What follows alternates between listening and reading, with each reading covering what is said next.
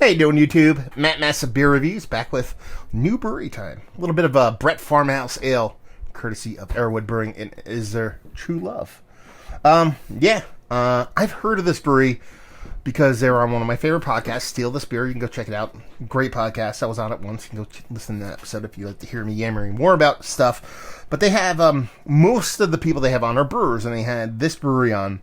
They're from New York, but I've never had anything from these guys. And I was like, okay, put that in your little checkbox of places to visit because it's far enough, but not too far away. Lo and behold, I go to a local bottle shop today, and I see this bottle. Now, at first, I didn't recognize the name. I was like, okay, Arrowood, that kind of seems familiar. What really caught my eye on this was the art design. It has that kind of fox and hare thing going, that kind of old school wood-etched style art that I dig so much. And the branding just reminded me so much of Holy Mountain. This kind of triangle pattern, the way the art is done, the way the labels are done, the cap itself kind of has that kind of triangle going on it. Something about it screamed Holy Mountain, so I was kind of like, it's kind of creepily similar to their labeling, so that doesn't necessarily mean the beer is going to be as good or like Holy Mountain, but I don't know, something about it made me want to pick it up. When I was driving home, I'm like, I remember this place now. They're on Steal This Beer. So anyway, let's actually read what's on this before cracking into it. They talk about beer from the ground up. They are from the Hudson Valley, New York area, and this is 100% Brettanomyces fermented IPA. Okay, so it's a farmhouse ale, but on the back here it says farmhouse IPA. I thought it was just going to be a base kind of ale, but on the back here it says farmhouse IPA. So I did not know that. Read your labels, people. And it says notes of over-ripened fruit and yeast-driven tropical fruit, already super lush with Columbus hops in the boil. We follow up with Mosaic Hallertau Blanc and Columbus hops in Whirlpool. So yeah, that'll be fun. Kind of dive into this. I really dig the Brett-based IPAs, even though I thought I was just getting a farmhouse ale. We'll see what's what. Big hiss on the top. Doesn't look like it's going to be shooting out of the bottle, but we'll see what's what. So yeah, they're in the Hudson Valley. I don't know how far up. Well, I poured that like an asshole. That's what happens when you pour Brett beers like a douchebag. But we'll talk. We'll let that head settle down for you guys. They are out Accord, New York. No idea where that is. This is 5.2% alcohol by volume. Label-wise, I love it. I mean, like I said, I was attracted to the label, not just because it reminded me of Holy Mountain. I dig their labels, but something about it. I'm always a sucker for kind of that kind of goldish, because that's not gold. It's more of an orangey, goldish, kind of peach, orange, gold kind of mixture. That kind of gold-ish kind of coloration on Black Label I'm a sucker for, so it works for me. Super classy. The logoing, everything is nice because very reminiscent of, Holy Mountain. I'm just going to keep saying Holy Mountain, apparently. Anyway, so I dig the label. Back to the beer.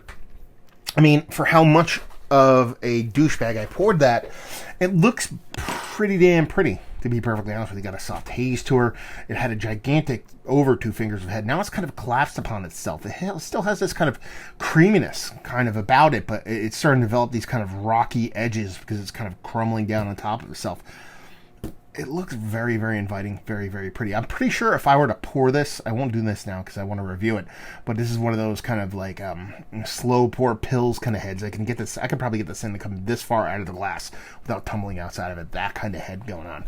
So yeah, let's see if you get a nose on a sucker. I mean, it's all the Brett citrus you would ever want in a beer. You're going to get in here. Big, huge, vibrant grapefruit notes. A little bit of lime, a little bit of orange, a bunch of different, you want to say kumquats, and you want to say nectarines, all this stuff, fine. Whatever you want to call it. They're all kind of, to me, it's just, there's oranges, there's grapefruits, and there's a couple of, I even throw pineapple in there, stuff like that, but those are the two big notes, and it's really kind of bringing that to a head, and I think it's being propped up by those hops, too. A bulk of it's yeast-driven, as they talk about in the label. It is just that it's really hard to explain how that difference between a hop citrus and a Brett citrus comes off unless you've tasted it. Most of you probably have, so you understand what I'm talking about. But, hop citrus comes off a little bit. It has acidity to it. Even though it doesn't, it just has this air of acidity to it with this bittering portion of show. It's that combination of that pithy, acidic portion of show that I think that makes a lot of us really dig on on a lot of like big, juicy New England style IPAs. When you're talking about a yeast-driven citrus, this Brett citrus, it's more of like if you've ever been in like an orchard in full bloom, and you can smell, those citrus fruits, but it's not the fleshiness. You still know it's citrus. It's there. It's more rounded. It's not acidic. It's more kind of earthy, if you will. Trying to fight off a sneeze right now. Maybe might have beat that one back. We'll see what's what. Oh, I lied. Anyway, but yeah, I mean, it has this beautiful, beautiful yeast-driven citrus. It's got this soft little funkiness floating around the edges. So it's not a sour beer. It's not a tart beer. It's more funky than anything else. So you get that funkiness, that nice wheat, pale kind of malt combination kind of coming in, backing up that citrus, which I believe you're getting both from the hops and mainly the yeast portion of the show, or the Brett portion of the show here. I'm kind of excited to dive into this one, to be perfectly honest with you. Cheers.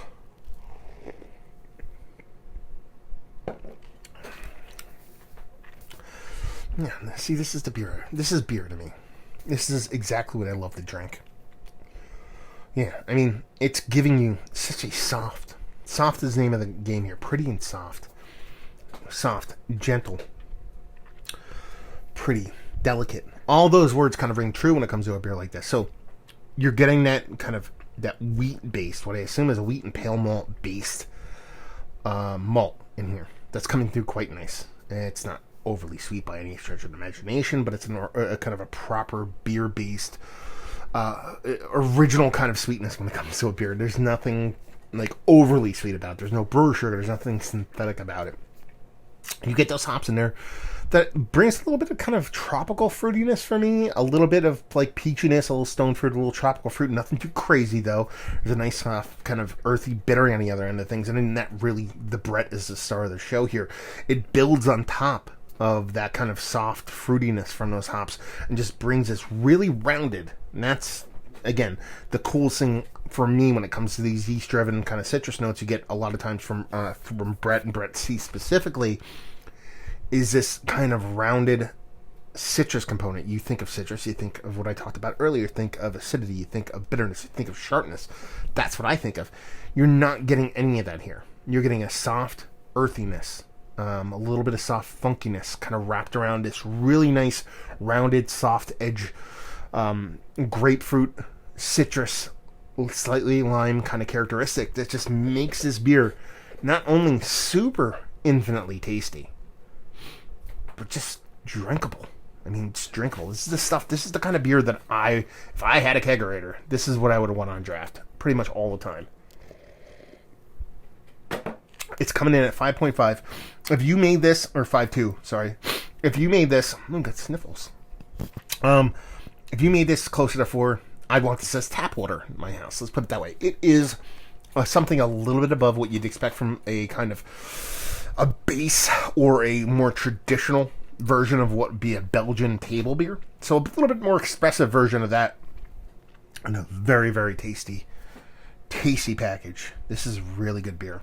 This is the kind of beer that this is beer to me. Like if someone said, define beer in its purest sense of the form, this is what I think of. Think of Belgian table beer, of single beer, of, those kind of beers that I kind of grew up in the beer world, and that is more like drinking beer to me. This is what I think of, but it's way more expressive than what a lot of people would attribute to their kind of drinking beers, which would be your adjunct lagers and things like that. Absolutely tasty, delicious. Super pumped they picked it up. For one reason, it gives a little bit of a knock. $13. That kind of sucked. The price point kind of had me taken back a little bit. I mean, you're talking about a 500 milliliter bottle, right? Or is this 375? It's 500 mils. Yeah. 500 milliliter bottle.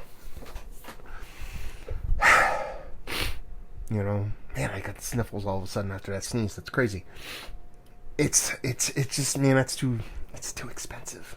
I know it's a great beer, but here's the thing, 5 or 6 bottles over, quite a different beer, but in the same kind of vein. I can get a barn beer from oddly enough, relatively close to these guys. You can get barn beer from Plan B at I think it was $7 or something like this. getting close to half price a beer I love. Quite a bit different, similar but different beer. And I understand the love, the time, the money, all those things that go into, farm-based beers and wild beers and farmhouse ales. But $13 for 500 milliliter is just a bit too steep for me, to be perfectly honest with you. So that's kind of the big one where this one kind of jumps the shark a little bit. But let's step back from the cost and just talk about the beer itself. It's absolutely delicious. I mean, this is, if I were to go to this brewery and I go in a tap room, this would be the first beer I ordered, regardless. I'm sure it's their flagship. It's the one I could get available on a shelf out and around my area. So chances are this is their core beer. But it's absolutely fantastic. One of the better. Let's cut to that chase. Is this one of the bestest farmhouse ales? Because I wouldn't even really go kind of farmhouse IPA one of this. I'd kind of go what I thought I was going to get based off the front of the label. Even though on the back it says a Brett-based IPA, I would still go more farmhouse ale. Even though it does have a nice hop addition. Is it one of the better ones? Yes. Eating very, very close to the top. That's how good it is. Value availability. We can get it. $13 for 500 ml is kind of a bit of a stretch, so take that for what it's worth. Here's the thing, though. I'm not peeved that I purchased it. It sucked that it cost that much, but it's tasty enough to where I have no problems paying that. But I'm not going to go back to it. That's the thing. It's just like, that's too pricey. You talk about, I want 4 of these in my fridge at a clip. And you're talking $50 for 4 beers. $50 4-pack. It's a little bit too much for me. And leave you with, if you like what we like this, if you like farmhouse ale, if you like Brett C, if you like citrus forward yeastiness and bits and bobs and critters in your beer, if you just like well done farmhouse ale, this is really going to do you proper. I mean, price point aside, it's pretty damn tasty stuff and one of the better ones I had, and probably one of the better examples of this kind of beer from a brewery I've never had before. So straight out of the chute, pretty good stuff. There you go. Another review in the books. Hopefully you guys enjoyed it. Down there if you want to talk about it. Massive Beers if you want to check me out doing the social media stuff. Beer Massive if you want to check me out doing the whole podcasting thing. And hopefully you guys enjoyed the review. Hopefully you're enjoying a little bit of, Arrowood right now. At hopefully a better price point. Hope to see you next time. Cheers.